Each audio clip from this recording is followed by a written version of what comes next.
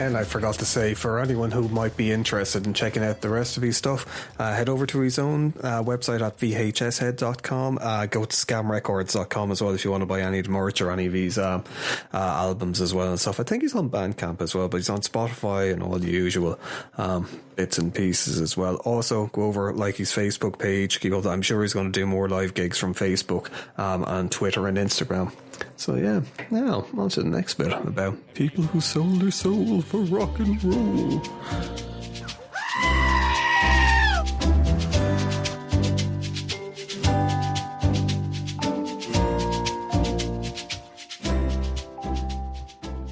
So yeah, so for this part we're going to be talking a little bit about, based on Mark's prior experience of selling his soul to Satan, but he only got a sandwich out of it.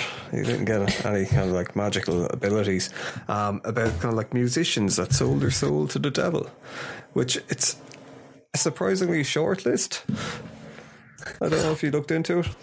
Yeah, like it kind of like what was the I kind of the main premise for behind this was the Robert Johnson documentary that's on Netflix, which is in and of itself a really, really good documentary. Like, just like even like outside of the sell your soul to the devil kind of motif of it, it's just a nice documentary on kind of the birth of rock and roll, kind of, and how this man kind of changed the landscape of blues in a very short amount of time. Yeah, it's you wouldn't be overly familiar with blues and stuff like that, or because I remember talking to you about this before, and you were like, oh, because I think a lot of people that play the guitar at one point or another get into blues because nearly every music has its roots in it. I wouldn't really be into it myself, but like I did really enjoy the music in the documentary. So I was a bit surprised by that, because if you'd asked me before, oh, do you like blues music, I would have been like, yeah, not really. But now I'd maybe give it a listen now and again. Yeah, it's crazy with his legacy, isn't it? Got like it was like 19 songs, I think, that he did like 100 years ago, and the impact that he's after having on music in general. Completely changed the sound, really, and it created its own sound.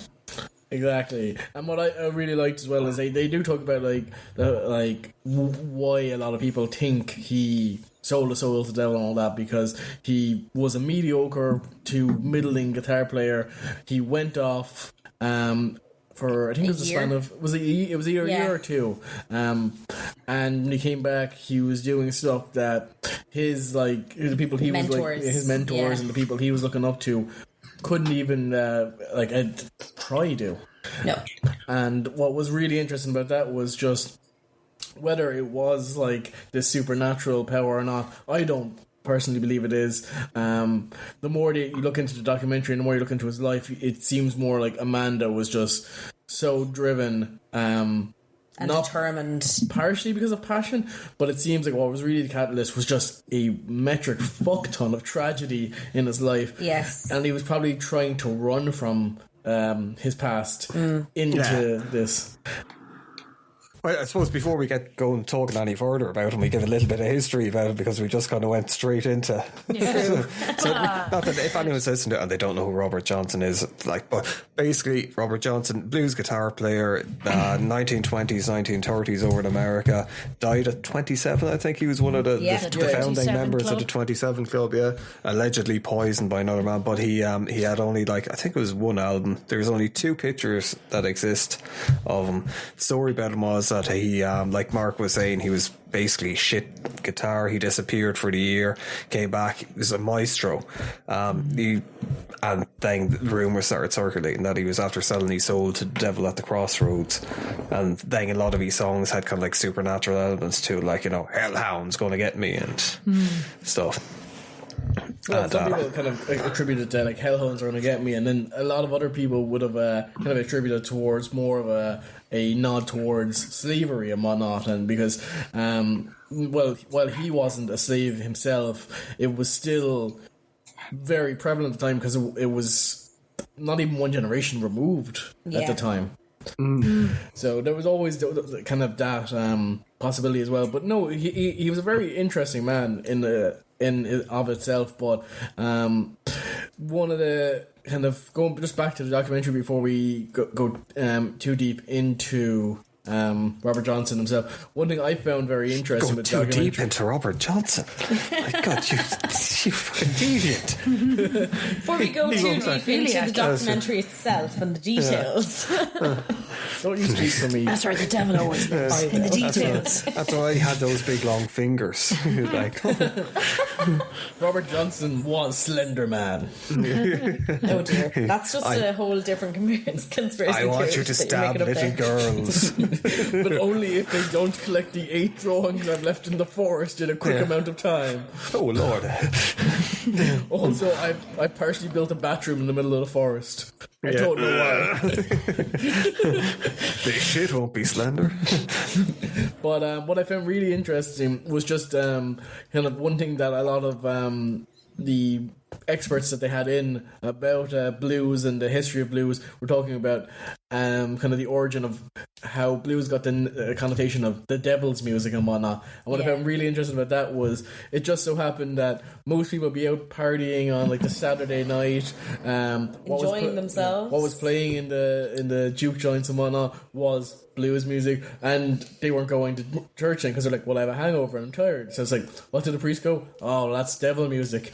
You shouldn't go there. You should come to church and give me your money. Well, yeah, as well, the whole thing with when they were with the blues music about like, oh, that woman going beat me, or kind of like that woman going, that it wasn't about the woman or the man. It was like code for kind of like the slave drivers, I suppose. I don't know, the bosses on the things when it was starting off, which I thought was. Yeah, slave drivers originally, and then it would have been like the plantation owners and whatnot. Well, still plantation owners, but they're just bosses then at that stage. But you can't really be, when you're like living hand to mouth, you can't really go, well, my boss is an asshole, and here's a song about him. Yes, let's just sing this thinly veiled about the boss. Anyway, Here's my woman. I knew he stole it. The Gallaghers have no talent. They just stole off Robert Johnson's hidden second album. Indeed. What's the story? That's where Robert Johnson went for the year, to Manchester. But that was the thing when he was like some of the blues musicians that were still alive or whenever, because that documentary is remastered. I don't know when the original one was done, but some of the guys that they had in it that were like around, that were older than them, and they were talking, saying that, oh yeah, he was terrible, like to the point that people just leave saying, oh, don't give that child a guitar, he's fucking like really bad. And then of course, like, the myth is that he went off and sold his soul, but the reality was that he went, probably just practiced a bit. I'd see you at the crossroads. Who sang that? Was that you ask him? I think it was. Do you think maybe they sold their soul, and then the devil kind of went, oh, you know, this is working out really badly. I hear have your souls back. Yeah, I can't inflict humanity with it. It's quite funny though, if you Google Robert Johnson at all, some of the search result suggestions are, where did Robert Johnson sell his soul, and what was the other one? What does it mean to sell your soul to the devil? There's some really interesting results searches. What they should just do is just give him, respond with the episode of The Simpsons where Bart sells his soul to Milhouse. That's pretty much what Robert Johnson did. Yeah. Except instead of selling it to Milhouse, he sold it to a magical demon who's either the devil, demon, or some African hoodoo voodoo spirit. One soul, please. Do you know, there was a thing as well that was, I can't find it now, but there was another blues guitarist whose second name was Johnson, just a year or 2 years beforehand, who had similar kind of story where people, but he wasn't as charismatic as Johnson. He didn't have much of a story to him, where it was like people are saying, oh, he's after selling his soul to the devil to play. So this was probably a thing that was around at the time, that there's probably an awful lot of people, if they're good at anything. It's probably just a phrase that people use, like the whole thing with Elvis as well, like, oh, he probably sold his soul to the devil, look at him swinging his hips around. Yeah, no, I don't think anyone ever said he sold his soul to the devil. I think they thought that, I will give you the talent to be a great musician, Elvis, but in return you must eat fried peanut butter and jelly sandwiches. Can I go to the toilet a lot? Sure can. You can sit just in the don't toilet, squeeze but it will too be much. Constipated. Do you know, actually, we'll talk about it on another side, but Danzig is after releasing an album. Danzig sings Elvis. which is actually brilliant. Is he just spiraling into insanity more so than he was already? Not spiraling. No, deep in. the guy is a genius. I do think Danzig is, apart from that movie, but at the same point, but we'll talk about Danzig Including another that time. movie, yes. We digress. Yeah, but the whole thing with Robert Johnson thing is what, like, true story too was that he just went home and there was a guitar player. I can't remember the guitar player's name. Probably Johnson again as well. They all seem to be Johnson. No, my mother's maiden name is Johnson. She a blues player as well. And she might have been. She might be Maybe that's where related Robert to. Johnson went. I never knew that. Well, now you do. But he went back home to Mississippi, where there was an older blues guitar player there who taught him how to play the blues. But I think a lot of the rumours about him selling the soul to the devil, because your man sounded a bit nuts, and he was saying that the whole thing where you get like the spirit of the blues and be able to play the blues guitar well is by playing at midnight in a graveyard, so the ghosts come around and that's how you had to do it. Have a listen to you. So two lads off. And they're like, no, you're not playing that well. Move your finger slightly to the left on that fret. That's a dyad, not a triad. You stupid bastard. Did they say something about an extra chord or something, or an extra? Yeah, it's a tritone. Yeah, that's what they call the devil's note. It's kind of like they use. Oh, he had 7-string guitar as well, which was really unusual. So maybe he was like, it was Satriani that kind of like visited him, or Monkey from Korn. Well, they never said ghosts can't time travel, so it could be a very cyclical thing. It repeats itself. But what I think it is, like, partially why they did it in the graveyard, or why his instructor taught him in the graveyard, is because if you really think about it, Acoustics?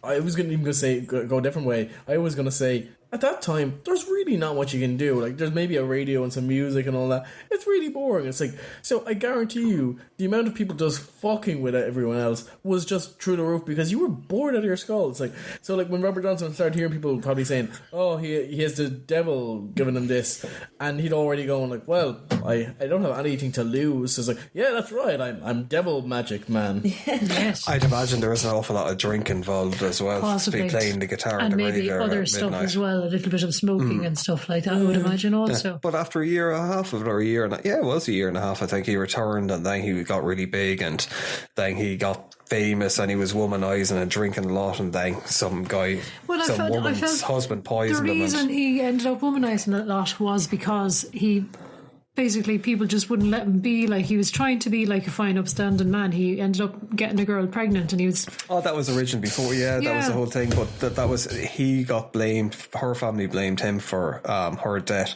because she was always like, oh, you don't be playing that guitar, you'd be bringing the devil in here, so he stopped playing the guitar. This is prior to all his fame.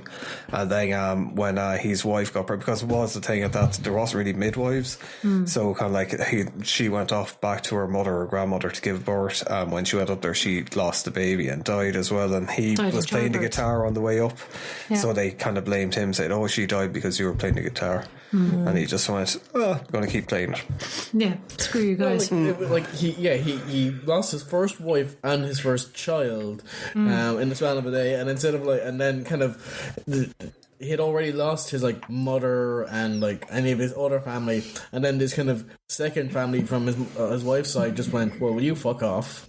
Then he kind of was like, oh, okay, and then he got married again, and then like had a kid, and he was told, well, you're not allowed to see your kid ever. Yeah, that was crappy for him. So you can imagine like that he probably had a lot of demons, whether they were metaphorical or physical.